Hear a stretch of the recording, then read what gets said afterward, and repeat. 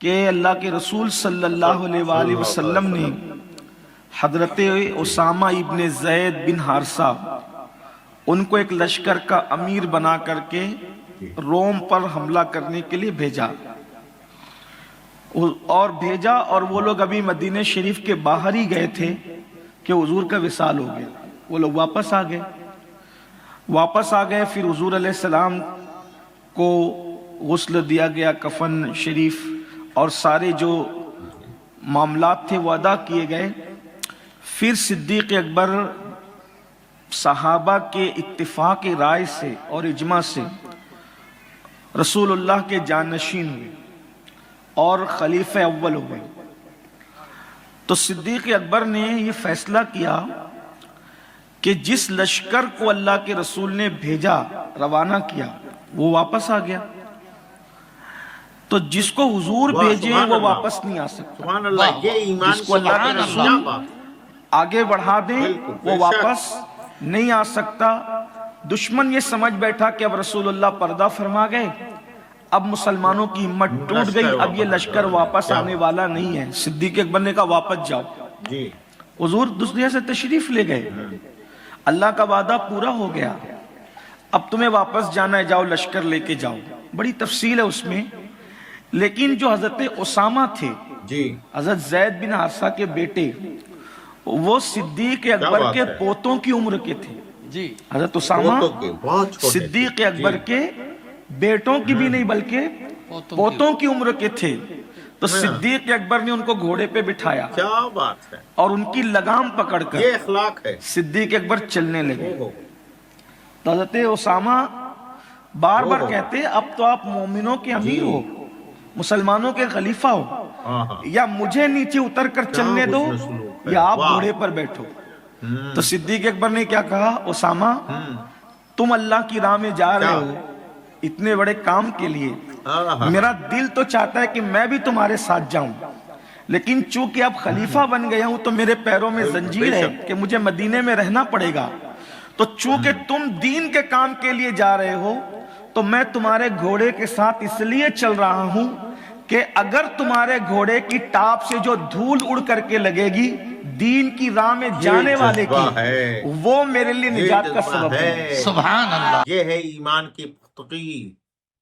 یہ مولانا مفتی امیر القادری صاحب بیان فرما رہے ہیں کہ ہمارے جو صحابی رسول تھے یا خلیفہ اول جو حضرت ابو بکر صدیق، ان کا ایمان اور ان کا اخلاق یہ دیکھنا اس بات پر کہ اپنے سے چھوٹے جو تھے سپہ سالار، ان کے حوصلہ افزائی کے لیے ان کے ساتھ ساتھ جانا، اور اس کے ساتھ ساتھ یہ ایمان کہ ان کی یہ کوشش ان کی مغفرت کے مددگار ہو سکتی ہے.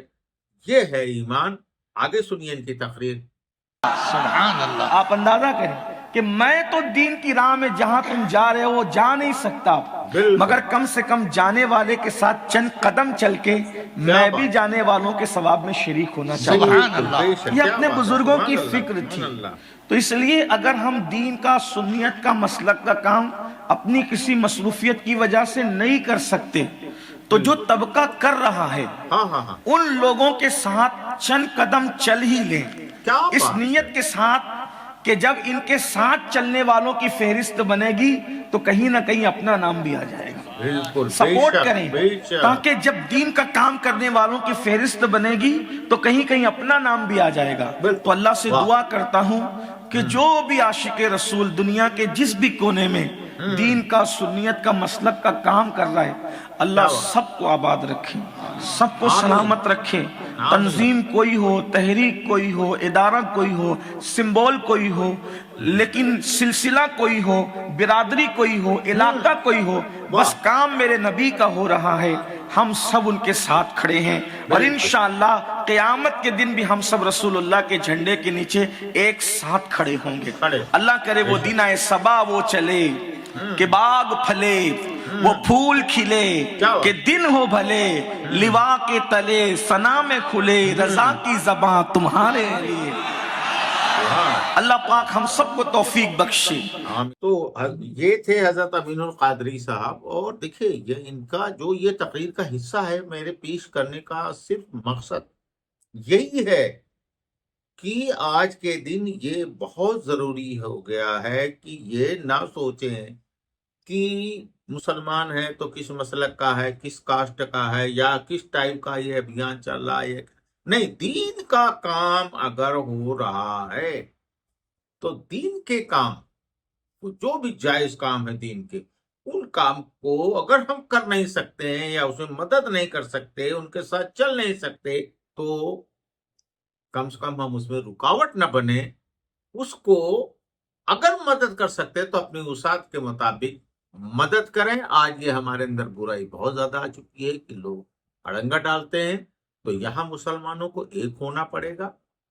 بہت ہی اچھی تقریر تھی، اور ایسی ہی تقریر کا حصہ آپ کی خدمت لے کر کے پھر حاضر ہوں گا، جس سے آپ کی ایمان کو پختگی مل سکے۔ اپنے دوست شبیر مسعودی کو اجازت دیجیے، اللہ حافظ۔